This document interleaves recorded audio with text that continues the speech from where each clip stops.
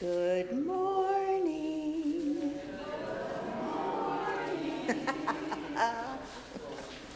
I love when you play along.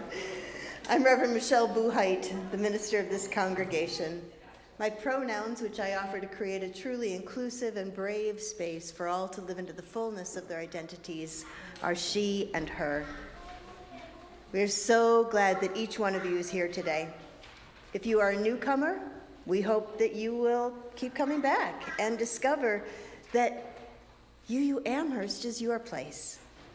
For those who've already made UU Amherst your home, we hope you continue to challenge yourself to grow and to discover opportunities to learn and to share.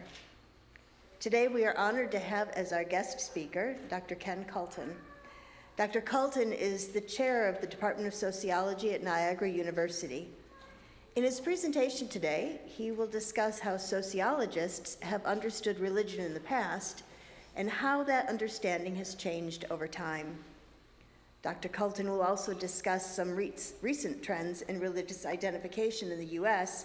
and some thoughts about his present research that is based on interviews with certain UU members. Welcome, Ken. For those of you gathered in the chapel, I plead, oh please, actually turn off your phones. Our Wi-Fi is wobbly. And I tried to watch a bit of last week's service. I don't usually do that because it just feels narcissistic to watch myself. But it was really alarming because I'd be like, and I don't remember doing that. So please turn off your phones. It also, it creates this little moment of rest from all of that, okay? So it's really for your own good and for our beloved folks in our wider community online. Also, if you need a little extra hearing support, I have two suggestions. You could consider moving closer to the front. I love being able to see you, and actually the sound is better closer to the front. There are more speakers, the architecture of the room, all the things. And we also have assisted hearing devices, headphones with little gizmos that also will help you. So please feel free. Marjorie's at the usher station today, and she'd be happy to help you. Everything about our time together has been carefully crafted to create a cohesive experience. And so you can just relax, knowing that you are cared for, knowing that you are among friends. Whoever you are, wherever you come from, whomever you love, you are welcome here. One of my most favorite things to do is to have us sing together. And so, I don't know, you may have noticed if you've been coming for a while that there are more and more opportunities to sing. At some point, we'll just welcome and then we'll just sing and sing and sing. But today, there's some other stuff in there too. Our gathering music can be found in the gray hymnal, but the words will be up front. My life flows on in endless song. I invite you to rise and bow to your spirit as we sing.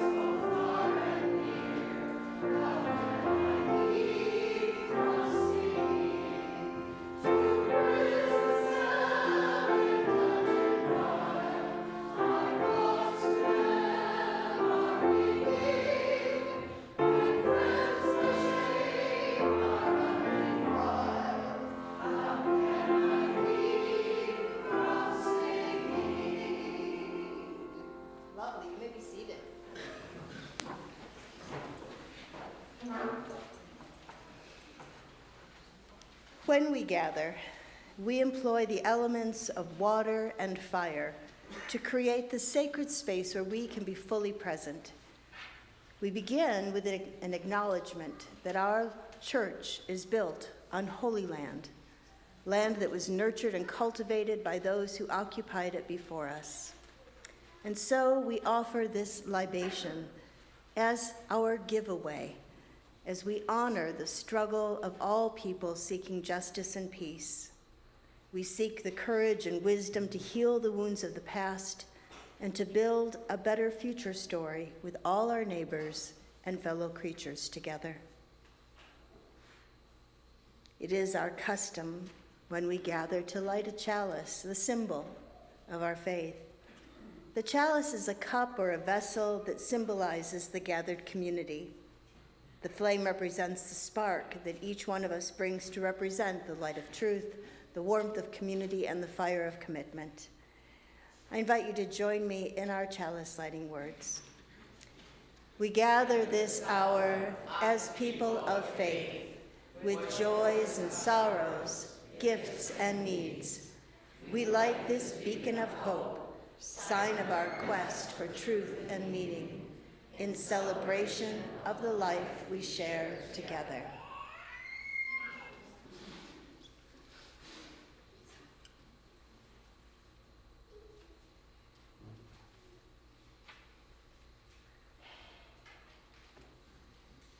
Just take a moment and look around. Beloved faces, new faces. Each week, we come together in community, holding various beliefs, having many different questions about our lives, about that which is of ultimate value. And we come together. And in this time, in this space, we weave a moment of community, a place where we can feel held and where we, in turn, when we are feeling strong, can hold all that other people bring, joys, concerns, sorrows.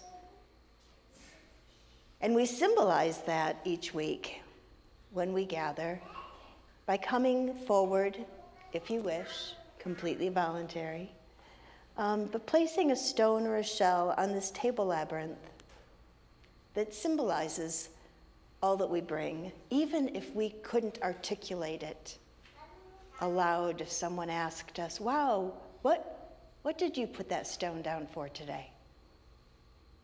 I don't know. I just felt the need to do it. And that is a perfectly valid, holy answer.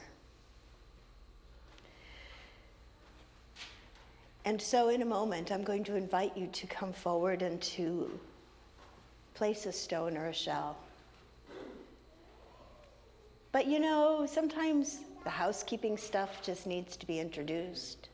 So let me tell you something that you may not have noticed. And maybe it will make you terribly nervous, and that will be super fun. So our folks online are able to participate with us because we have cameras, we video. And I know in one part of your brain that, yep, that has to happen. And then many of you are like, where are the cameras? I'm only going to tell you where one of them is. And leave the rest as a mystery. So the one camera I'm going to tell you about is one that is up at that candelabra. And it's sort of shadowy and blends in, right?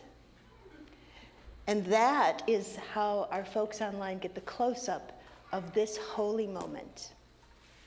And so I'm going to invite the folks on your left side to come down the center aisle. You'll notice that I've given you all the hints. Because if you come in and stand here, sad story for our watchers, right? And so I'm going to invite you to come forward, choose a stone, and you can still travel back. But if you'd come down from the center, Y'all on the right side, you are free agents, do what you want. And now, with the holiness of humor and of community, I invite you to come forward.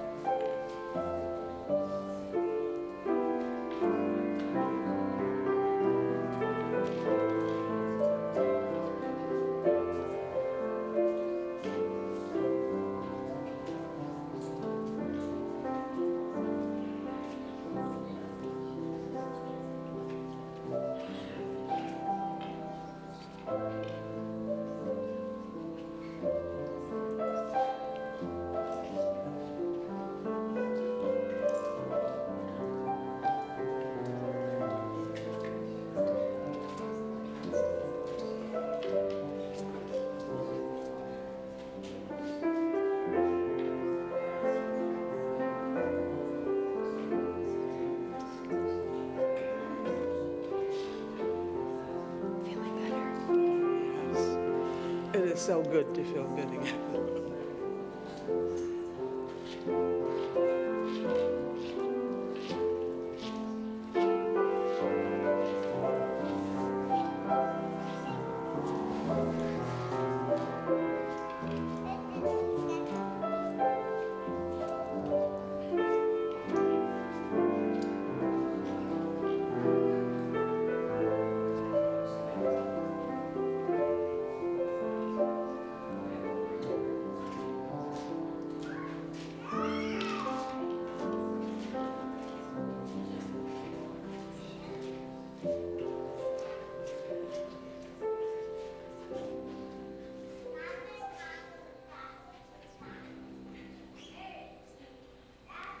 I place a final stone in recognition of those who are part of that wider community who are joining online.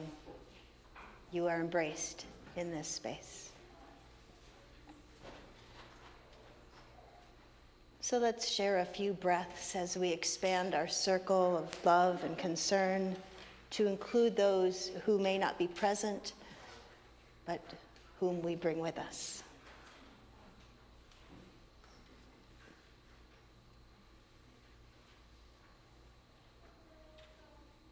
We bring into our circle of love and care all those who are ill and all those who take care of them.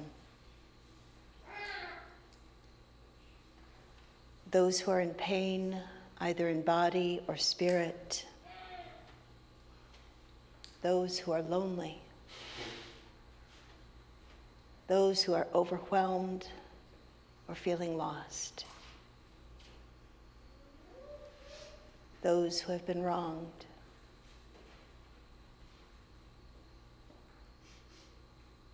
We hold in our hearts the Rolsvig family at the death of their brother Per. You might remember Per, very tall and quiet. For all who knew and loved him, we mourn his passing this week. We hold in our hearts those who have been impacted by the wildfires in California. We realize that there is not an inhabited continent in this world that is not hurting from natural or human-made disasters and strife. We also acknowledge all who await the coming inauguration with dread. We pray for all who are fearful, those who are angry, those who feel helpless. May our hearts remain tender even when we would create a wall around them. May we continue to find hope in the goodness of life and in the source of love. You know, sometimes affirming our place in the web of life is a comfort, and at other times, it can break our hearts. May we find strength and peace and the courage to carry on. Amen, and blessed be.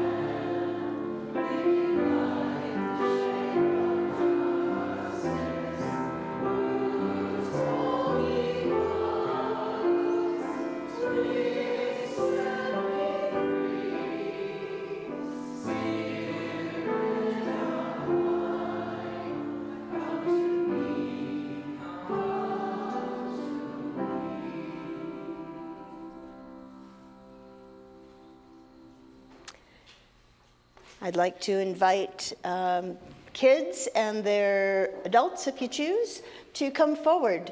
I have somebody put something in the wonder box while I wasn't looking, so I'm kind of wondering what's in the box. The adults believe me when I say that. Hey, Quinn, I'm so glad to see you. Come on, y'all. It's going to be good. It's always good. Thank you. I thought so, too. Oh, that was both my voices this morning. Okay, so I wonder what's in the box. I wonder if it's a cake. Cake would be fun. Maybe it's a snake. Snakes are nice. Maybe it's a rake. I just happen to be rhyming. It has absolutely nothing to do with what's in the box. Okay, so let's see. Oh, goodness. Oh, there, I got it. Well, that's mysterious. There's a sneaker boot thing in the box, and there's only one. So I guess it's for someone who hops. I don't know. I also just made that up. Okay, so what else is in here? Oh. Do I have any readers? I think I do. Can you tell me what it says, please? It's in your hands. It's in your hands now. Well, yes, it is in my hands now. Yes, that's kind of mysterious. It's in my handwriting. That's very unusual. So we're going to be talking about religion today. Religion is a big word, and I have to say it in that voice, religion. Can you say that in your big bad voice? Religion. Hey, y'all, that's you too. Religion. Very nice. So, because I know you pine for the fact that you never took Latin in school and you haven't had an opportunity to yet, the root of the word religion comes from a word relegare. Only I'm going to roll my R's because I'm a show-off. Relegare. Can you say that? Relegare. And that means to bind together. So if I had my other shoe, and if I put my feet in my both shoes, I might walk out of them if I didn't relegare them together. right? If I didn't tie my shoes, I could walk out of them because I'd have what was functionally 2 separate laces, but we all know there's only one lace, right? Did you know that? Did I just like pop something in your world? Okay, so shoes have, the shoes that I buy, because I can't speak for all shoes, have just one long lace, and then you weave it, and it comes out as 2, and then we tie them to make them one again. Relegare. Some of you are better at rolling your R's than others. So that's an unusual thing to be talking about. But I want to talk about things that are woven together, things that are part of religion. I know it's hard on the floor, isn't it? So can you put your hands together like this, please? Feel free, adults. This is not just for the folks up front. Okay, so now can you do inside out? Yeah, can you do this inside out? Where'd my fingers go? Makes a very lovely weaving. So some of you may have learned this little ditty when you were children too. Here is the church, and here is the steeple. Open the doors and see all the people. That's relegare. All these people came together, made a church, congregation, place of worship, place to talk about ultimate sources, continue filling in what you need to there. Some of churches have steeples. We don't happen to have one. And I think they all have doors. And if things are going well, they all have people, right? Who are probably singing. Yes, thank you for the singing. Very nice. Y'all have been well trained. So all of that is going to lead to a very short story that I want to share with you. And it's a story about relegare, about being woven together, being tied together, just like tying your shoe. A long time ago, before any of you were born, not any of you, but any of you, the smaller yous, a president of the United States had to do a very, very hard thing. Something very bad and very sad had happened. And the president at that time went to comfort the people. But when he got there, it was so bad and so sad, he couldn't speak. Do you ever get so sad that you can't even make words? All you feel like you can do is cry? Sometimes it happens to me too. I think my dog is throwing up. Oh, excellent. Off the rug. I'm so embarrassed. I'm so sorry. It's okay. Oh, poor thing. Yes. Carry on. It's all good. You know, they always say don't do a show with dogs and children, and I'm doing it both. So, at that time, yeah, that doggie was sick, huh? It was very sad. So, when he got there, instead of trying to talk about the bad and the sad, he sang a song. And he sang a song because he was pretty sure that everybody in the space would understand why he sang the song. Sometimes relegare, the religious things that hold us together, are songs. And even if they're not part of our particular beliefs, they're important to us as a big group of people. And there are people in this room for whom the song that the president sang that day is absolutely part of their beliefs, and some people for whom it is not. So this is one of my very favorite short, beautiful stories, entitled "The President Sang Amazing Grace." For those of you in I've told you before you should come up front. It's also so you can see the pictures. So this was after something really bad and sad happened. a young man came to a house of prayer, has a steeple. They did not ask what brought him there. He was not friend, he was not kin, but they opened the door and they let him in.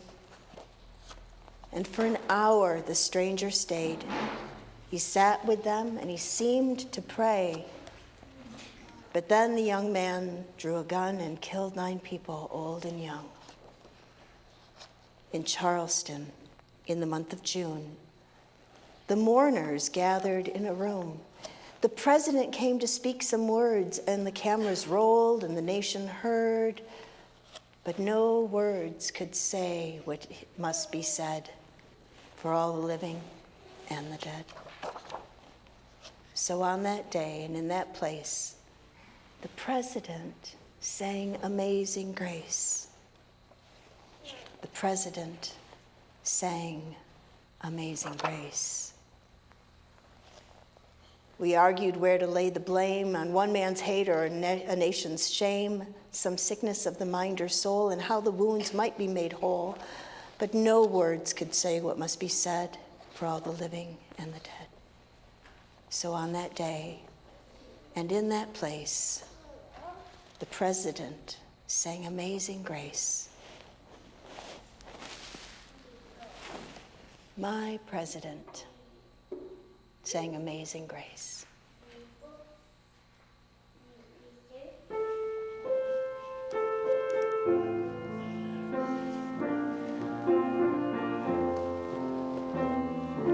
I want you to stand up and look at people, how they know the song.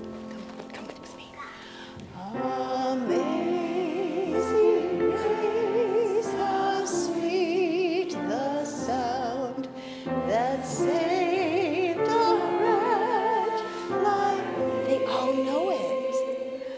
I once was lost, but now when found, was blind, but now I see. Sometimes we are woven together in ways we cannot even make words about. And that is holy and precious.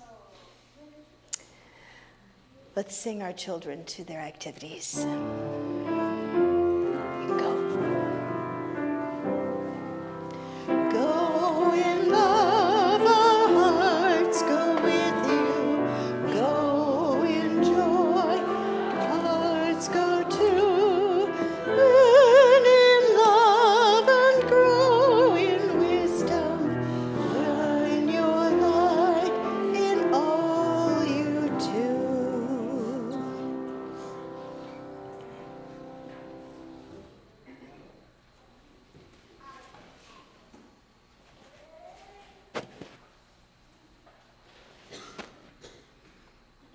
As a community of faith, we put our faith in one another. In Unitarian Universalist congregations, this takes the form of a covenant, a sacred promise of how we will aspire to be with one another. I invite you to join me in sharing our covenant. Doesn't matter if today's your first day or you've been coming here for a long, long time. We extend to one another the grace of a promise. Together we promise to gather in compassionate community, to celebrate diversity of thought and unity of spirit, and to seek wholeness for ourselves, our children, and our world. I invite you to sing with me. We Would Be One. It's number 318 in the gray hymnal. The words will be up front. Please rise and bow to your spirit as we sing.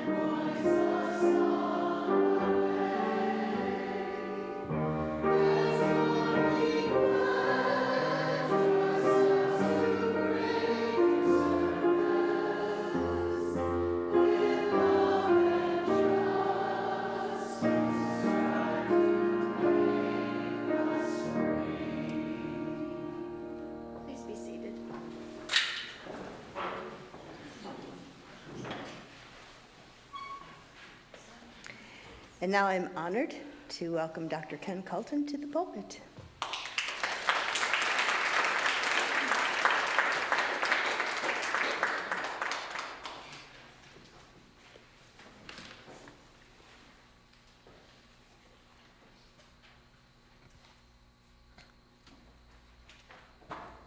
Hello, I'm Dr. Ken Culton. Wow, this is great. I'm the chair of the Sociology Department at Niagara University. I'll talk a little bit about sociology, first defining it shortly, but first, of course, I want to thank Michelle and all of you for having me here today. Some of you may know I've been interviewing people about their experience with different religious groups.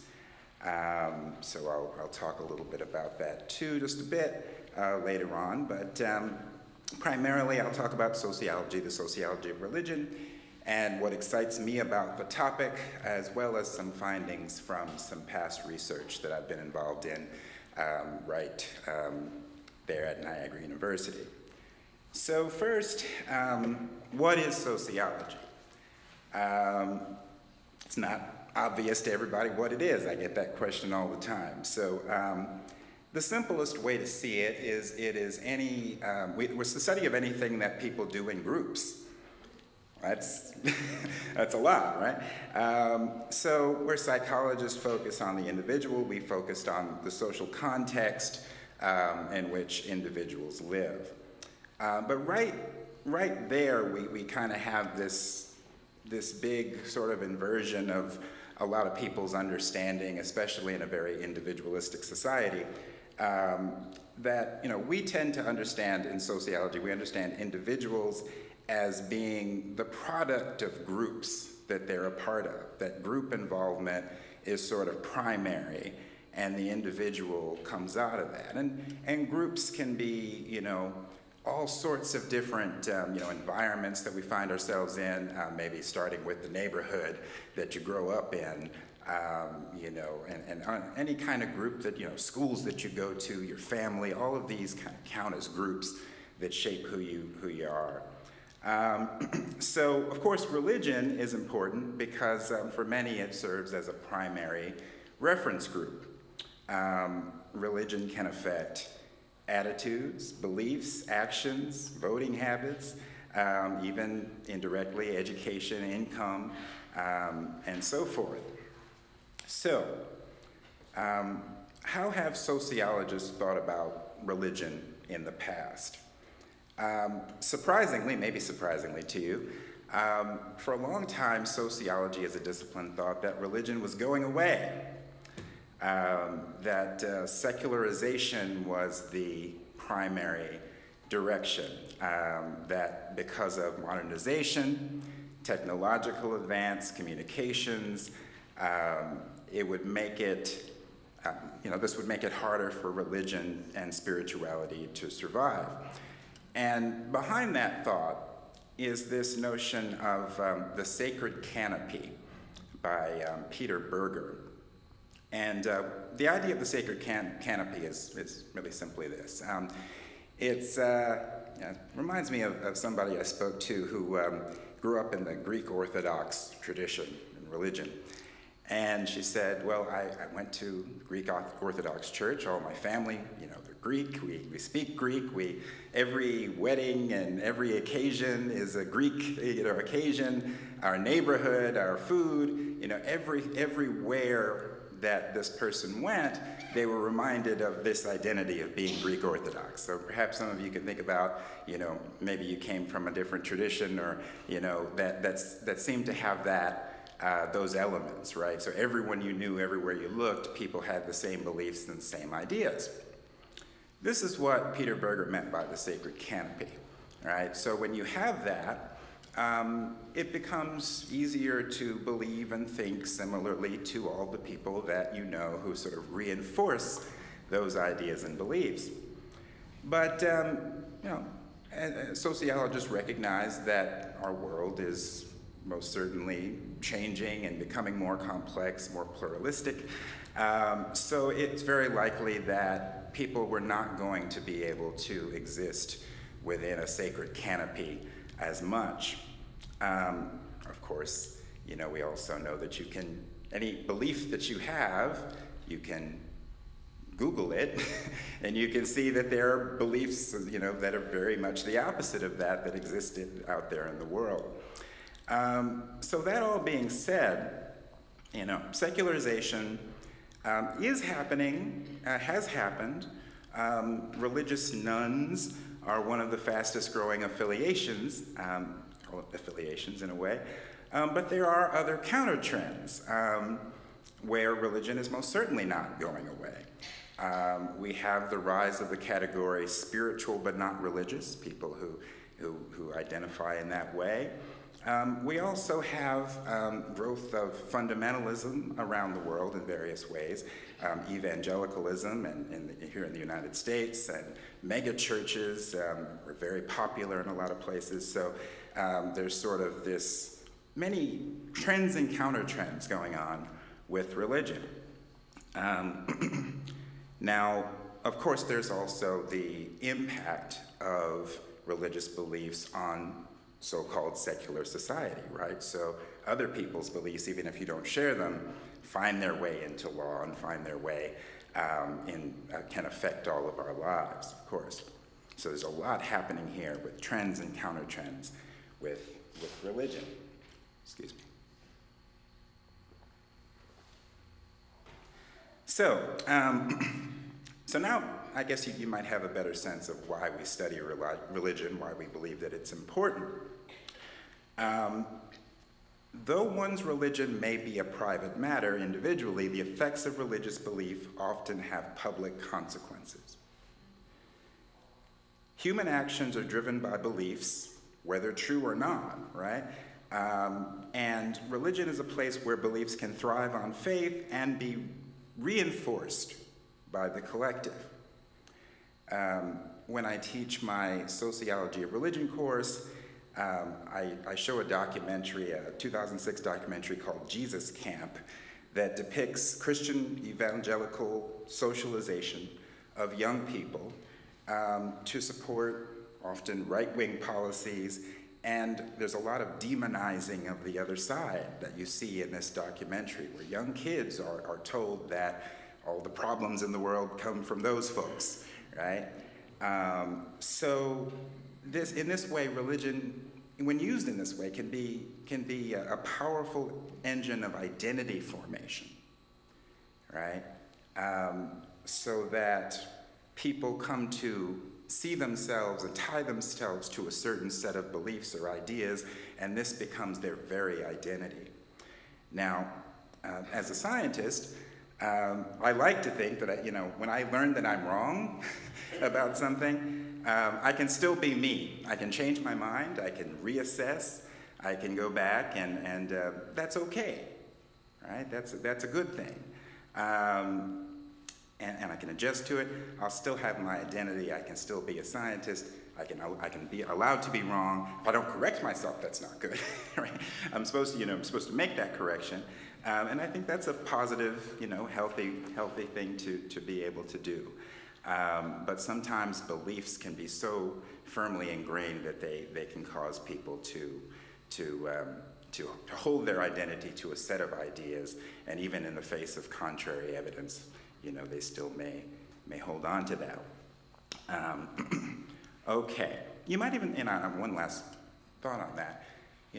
Someone might say, and I've actually heard this from people, if I change this idea that I have, or if I had to change, I don't know what I would do. I would be lost, right? It really sort of, people can't imagine a world outside of a certain belief system sometimes. Okay, so that brings me to my research on young adults at Niagara University, past published work. And I'll tell you a little bit about where this started. I showed up at Niagara 17 years ago now or so, and it is a private, mainstream denominational Catholic institution. And I guess I expected there to be more Catholic students, or that to be more of and there are some, There are many, actually.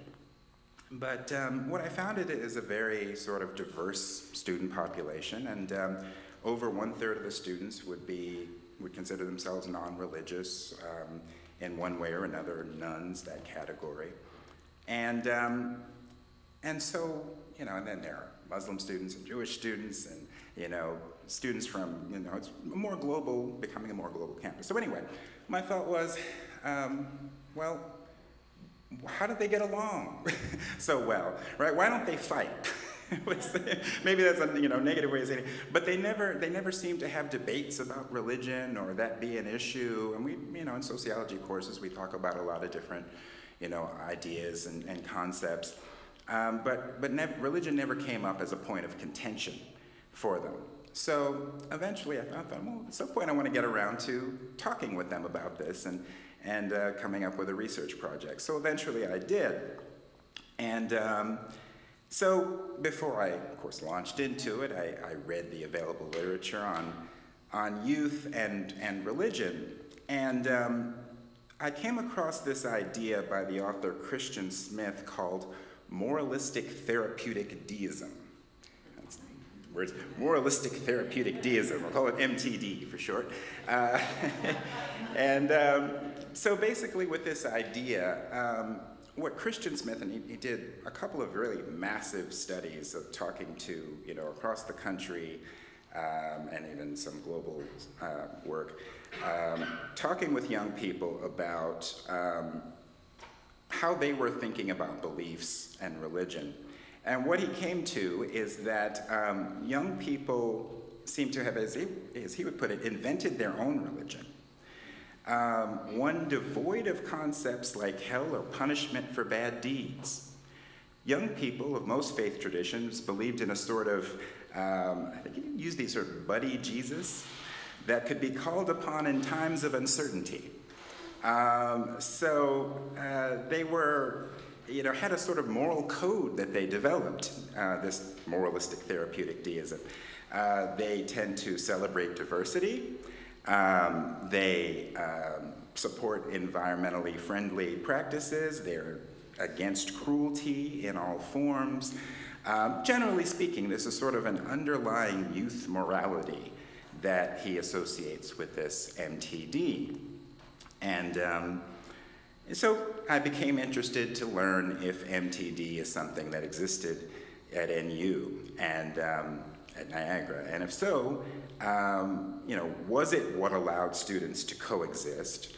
I also wanted to consider the mainstream denominational context and what effect it had on belief more generally, but I won't go into that. So, what were my findings? Well, I think this is good news about young people. I guess you don't often hear so much good news about young people, so so I think this was good news. Well, I'll couch that. So the first thing that surprised me was that students who identified with thought of themselves maybe as strongly religious, tended to not have very much of an idea of the ideas of that particular religion. So I would ask them if a student is strongly Catholic, well, what are the, I would ask them, well, what stories or scripture or, what is important to you about this religion? And they would say, well, I believe in God. It's like, but not to, that's fine. I mean, but when I tried to dig further, there must be something, but there often wasn't. It turns out that the students who thought of themselves as strongly religious tended not to really have too much of a, knowledge or awareness or care specifically about the specific tenets of that religious tradition. But they did have an interest in talking about students who were non-religious as well as religious, about astrology, karma, this idea of angel numbers, which was new to me at the time. So maybe some of you are aware. But they talk about these things widely. They do enjoy sharing ideas about ultimate meaning, as in talking about religion as a way to build community and social cohesion. They have to sort of get over some prescriptions, you know, that you're not supposed to talk about religion, but with close friends and late at night and behind closed doors, they tend to do it, and they enjoy it. They thought that the beliefs of others are interesting in general. They were interested in learning about what other people believe, including, you know, in their own friend groups. You know, they had quite a good time with this, but they wouldn't do it right off the bat. So I came to the conclusion that the youth are not dogmatic. They're curious, and they're looking for opportunities to connect with others. Great, right? Again, good news about young people, right? So the idea of moralistic therapeutic deism, MTD, that was there. It was pretty evident. They supported generally left-leaning social issues and causes, and it didn't matter what their specific religious identification was. It was sort of independent of that. They tended to have this underlying, you know, social justice sort of morality in place. So I spoke with other people at the university, including the campus ministry people, and to get a better idea of what they thought of things. Research seems to indicate that some of these young folks will become more involved in organized churches as they get older, specifically through certain events like weddings and through family formation. They may, you know, gravitate towards religious institutions as they get older. But it is also known that that time period is one of more experimentation, and they're less likely to attend church services. But I do believe that many may continue to seek out spaces where community is celebrated. I think that's important. Where differences are accepted and dogma is avoided. They enjoy being social, they enjoy community, and they enjoy finding shared spaces with others who tend to, you know, to be like-minded. And I'll add with that, you know, another thing that we know that has happened to youth is they've become even more isolated, I think, due to social media, due to, you know, the time spent on devices that claims to bring people together, but often leaves people more lonely, more isolated, or feeling alienated from each other. And so meaningful spaces of interaction, meaningful spaces of community are something that's being sought out by young people and a lot of people, right? So I don't think that's going to go away anytime soon. And along with that, religion is one of those spheres of life where you can expect people to seek that community. Okay, now I guess I'll talk just a bit about current research, and at some point I hope we have time to, you know, if you have questions, and I'd like to speak with anyone who has questions about any of this. But so my current research addresses a trend that we see, which is the increase in religious switching. People switching or leaving different religious groups, many people leaving multiple religious groups over their lifespan. And not a lot is known about that process. On the other hand, we know that membership in groups is very beneficial to people. People who are happily involved in a religious group tend to enjoy greater happiness, health, even longer lifespans. It's very beneficial to people. At the same time, a lot of people seem to be, as I would put it, denied access to that in a way. So, you know, as far as that process goes, we know that it tends to take a long time. It's not something that's sudden. If somebody's invested in a religious group for years, often it may take many years or many months after one has thought about leaving to actually leave. But we don't know much about, and I guess there's studies on what goes on for individuals who go through that process and their own perspective. And some of it is, some of it's rather terrible for certain individuals, or they may have an abusive experience. But I wanted to look at this more from, understanding the institutions, understanding the social interactions themselves, and what do those interactions look like for those who leave an organization. And of course, I find that it is a slow, difficult process for many people. I'm more curious about what this experience is like, and I'm in the process now, so I can't really speak.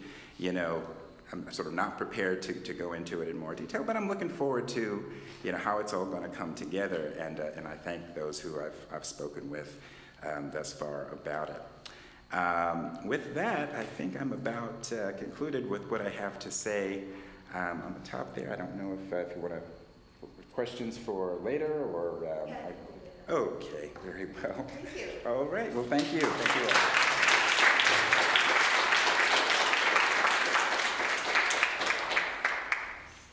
Yep. Now you have to have different passwords for absolutely every device you own? Yeah. They're not interchangeable, apparently. So, for those of you who have burning questions, scribble them on your orders of service so that you can stay for a little bit following the service and have a chance to talk to Dr. Culton about his research and maybe your experience. How many of you heard a portion of your story in some of the things that he was talking about? Yeah, me too. And now it's time to sing again. Oh, this is the best. Michelle, thank you for letting us sing so much. It's found in the Gray Hymnal, number 126, Come Thou Fount of Every Blessing. Please rise and bow to your spirit.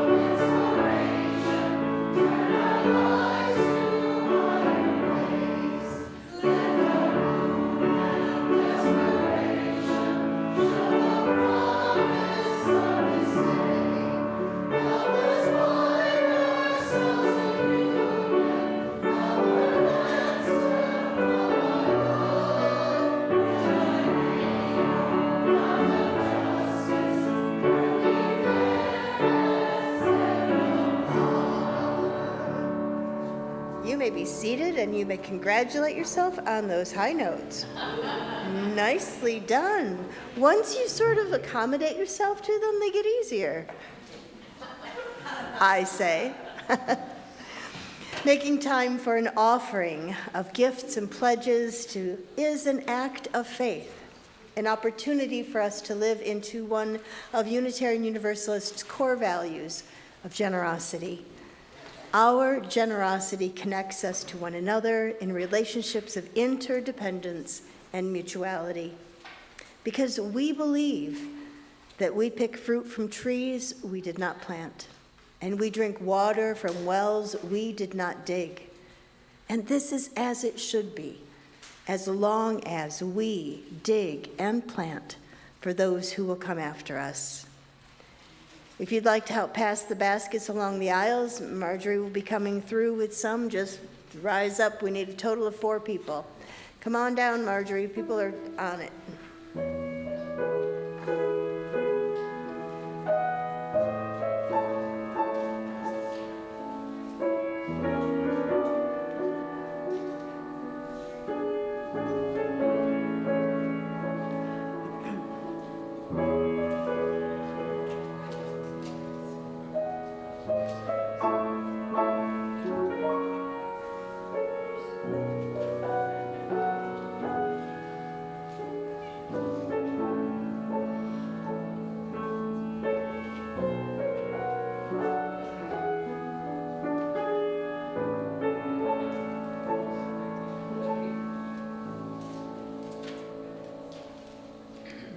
Thank you for your generosity. We began our service with the lighting of a chalice, and in a moment we will extinguish the chalice, not to quench the flame, but to return it to individual hearts, strengthened by this time spent together, so that we can share our light in the world. So I invite you to join me as we extinguish our combined flame and accept the renewed flame in your own heart, that each of us might bring more light and love to a dark and hurting world. We extinguish this flame, but not the light of truth, the warmth of community, or the fire of commitment. These we carry in our hearts until we are together again. As our service draws to an end, our service to the world is ready to begin. You'll find many opportunities for growth and service in your order of service and on our website. All are invited to stay for coffee and conversation in the Emerson Room, which is just through the double doors at the back of the chapel. You can also get there through the lobby. Just follow the voices and the smell of coffee, and you will be in the right place. Parents, please remember to pick up your children on the way. We do have a kid-friendly zone at the windows end so that all can fully enjoy the experience. The Justice Advocacy Team will be offering a video. I'm looking, Peggy's nodding, good. That will be in the Emerson Room at noon. This is going to be challenging, so everybody stay, but then at some point you're going to have to at least speak in softer tones. But you can do that. The video is God and Country, and it is about the rise of Christian nationalism in our country. This is also a reminder that we are sharing the offering with Hearts and Hands, Faith in Action throughout the month of January. If you're thinking, but wait, the offering already happened, that's okay. There is a tiny little desk back by the usher station, and it has everything you need to offer your contribution to Hearts and Hands. And there are directions in your order of service, so I won't tell you.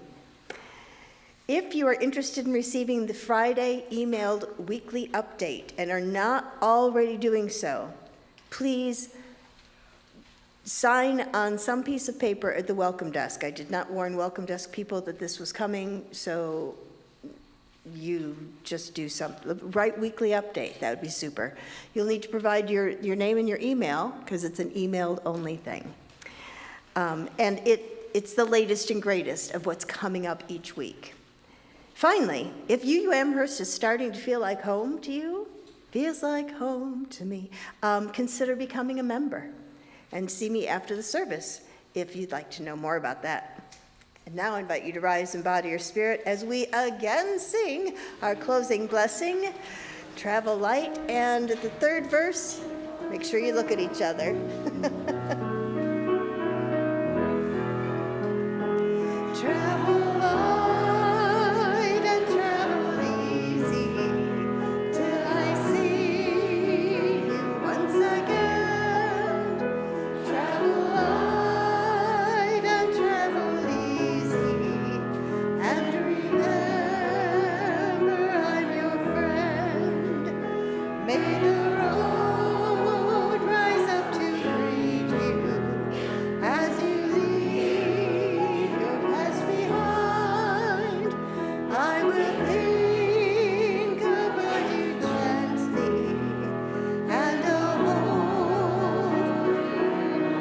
twinkle your eyes at one another. Travel light and travel easy.